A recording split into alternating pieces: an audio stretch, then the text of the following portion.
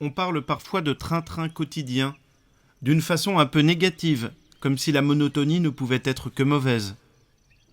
Essayons de comprendre que la monotonie, dans le bien, c'est sans doute un bon chemin vers la vie éternelle. Dans l'évangile de ce dimanche, il nous est donné d'entrer dans le quotidien de Jésus.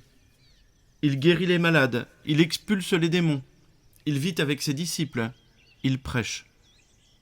Saint Marc prend le soin de nous indiquer que bien avant l'aube, Jésus se leva seul et se rendit dans un endroit désert, et là, il priait.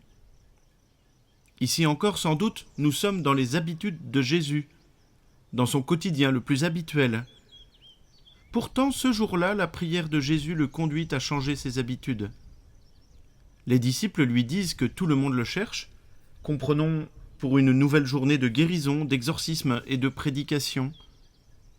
Mais Jésus leur dit « Allons ailleurs, dans les villages voisins, afin que là aussi je proclame l'Évangile, car c'est pour cela que je suis sorti. » Changement de programme. Et c'est sans aucun doute dans la prière que Jésus a ressenti cet appel à aller ailleurs, dans les villages voisins. C'est sans aucun doute le Père qui lui a inspiré par son Esprit Saint une nouvelle orientation dans sa mission. Et c'est dans la prière que cette inspiration a pu avoir lieu. Nous aussi, levons-nous un peu plus tôt pour entrer seuls dans le silence chaque matin. C'est là que Dieu nous parle, que son Esprit nous inspire ses desseins.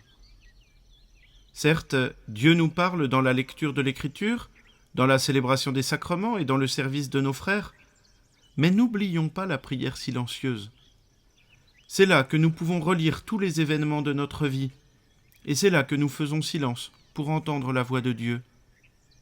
Dieu ne parle pas plus fort que nous, parce qu'il veut que nous soyons libres de le choisir et de le suivre tous les jours.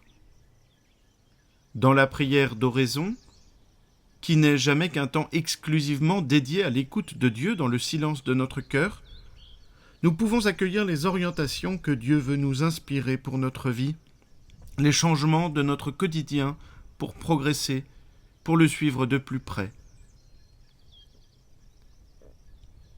Frères et sœurs, que la bénédiction de Dieu Tout-Puissant, Père, Fils et Saint-Esprit descende sur vous tous et y demeure à jamais.